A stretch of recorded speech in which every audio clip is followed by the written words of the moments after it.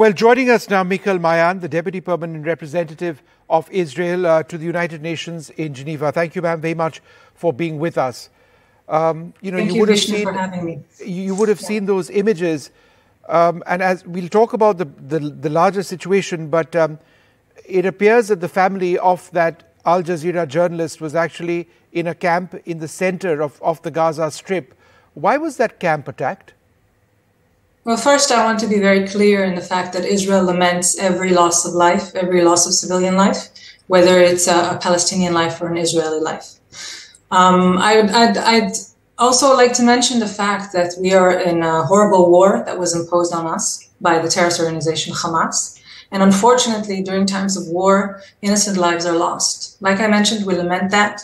But we are under constant barrage of rockets. More than 8,000 missiles and rockets have been launched towards our civilian population from civilian populations. And our estimations is that many of these also fall short into the Gaza Strip. So I can't be specific about this incident. I don't know what happened, and I'm sorry for his family. Like I said, it's horrible. It was horrible to watch the atrocities that were committed on our civilians. And once more, I'll stress that we are fighting the terrorist organization Hamas and not the civilian population in Gaza. There's also been a larger concern in Israel about Al Jazeera. And I ask this question because there'd be many wondering whether this was some sort of a targeted killing.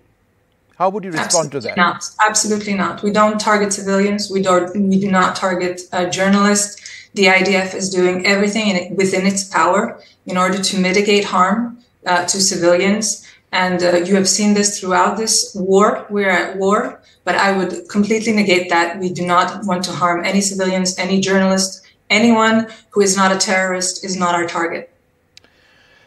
I mean, you are, of course, the Deputy Permanent Representative of your country in the United Nations. The United Nations has had so many concerns about the humanitarian situation presently in Gaza.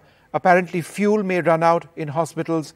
They need the fuel for generators for ICU units, incubators, etc., etc. In terms of increasing that humanitarian aid into Gaza, is that something which Israel is willing to allow? So we are closely monitoring the humanitarian situation in Gaza, and we are also facilitating entrance of medicine, water, and food. In terms of fuel, I can refer to the report that was recently published by the IDF that Hamas actually has reserves of fuels, more than 500 liters of fuel. Unfortunately, when we're talking about facilitating entrance of fuel into Gaza, our primary objective is for that fuel to reach hospitals and civilian infrastructure. But we know that Hamas is using it in order to continue the missiles and rocket launched towards us, in order to continue the electricity to the elaborate terror tunnels that he has built, unfortunately, under schools, under mosques, under hospitals as well. So again, we're at war. We're doing whatever we can in order to facilitate, alongside Egypt and the US, the entrance of food and medicine for the civilian population. But our situation is very complicated because we are fighting in order to protect our civilians, but we're fighting a murderous terrorist organization that has no problem using his own civilians as human shields. And that complicates the issue of entrance of fuel into the Gaza Strip. Do you have concerns that some of the aid, or a lot of the aid which has actually entered Gaza in the last couple of days, has in fact been diverted to Hamas? Is that what you have concerns about? Absolutely, absolutely. Unfortunately, Hamas terrorists are not focused on alleviating suffering to the civilians in Gaza. They are focused on continuing their quest to execute terror and destruction upon Israel. Like I said, more than 8,000 missiles have been launched towards Israeli civilians. My family is sitting in shelters all the time. And we have documented cases of fuel being stolen from UNRWA and UN facilities. And that is our concern. And during a war, it is illogical to ask us to provide our enemy with fuels and means to continue attacking us. There have been limited incursions by Israeli ground forces in the last couple of days, in fact, with armor and armored personnel carriers as well in the north of Gaza. Do you believe that a ground offensive is now imminent? And, you know, we've actually got footage which the IDF released earlier on of some of these attacks. What was the goal of these attacks? So we're doing everything in order to be prepared for the ground incursion. Our goal in this war, that again was enforced on us by horrific atrocities on October 7th, is to dismantle the war and destruction machine that Hamas has built throughout Gaza. And a ground incursion may well be one of the elements that will help us make sure that this terrorist threat no longer resides on our borders.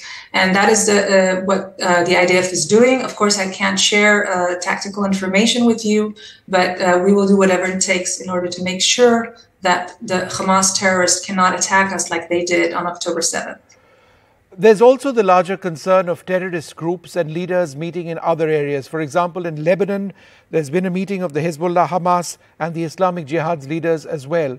How do you see these meetings, and do you believe that this could potentially be a precursor to even more violence against the people of Israel? Unfortunately, yes, I have to agree with you. Hamas has been provided training, funds, and weapons by the Islamic Republic of Iran. They are also providing the same for Hezbollah, for the Houthis, who have also fired towards Israel. So the threat is there. We do not wish to open another front, but we are absolutely prepared to fight on all fronts. This is a war that was imposed on us. This is a war for our survival, and we will do whatever it takes. And we appreciate also the calls from our allies, such as the calls from the US, calling on other countries not to take advantage of the situation. But unfortunately, we see very active destabilizing actions by Iran's foreign minister, by Iran's leaders, calling on more terrorist groups to participate in this war. Like I said, we don't desire this, but we will respond. We have been responding to missiles and also attempts for terrorists to infiltrate on our northern border. And it's very difficult times for us, but we are going to prevail. We are going to win like we always did.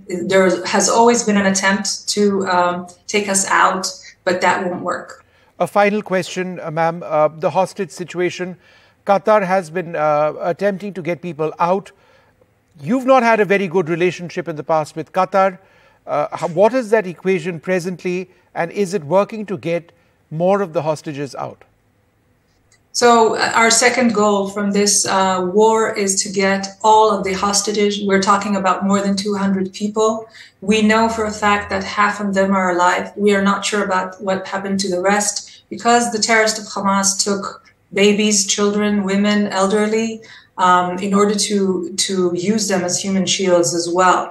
So we are not sparing any efforts. That includes diplomatic efforts on all channels, and including with Qatar. We're doing whatever it takes. We want to get our people back. We want to get the kids back. 30 children, some of them as young as 9 months old, were kidnapped by Hamas terrorists. So our efforts include also the war, the military activities, and also diplomatic efforts in order to get them back to their families. All right, ma'am. Very, very difficult times in that entire region. Thank you very much.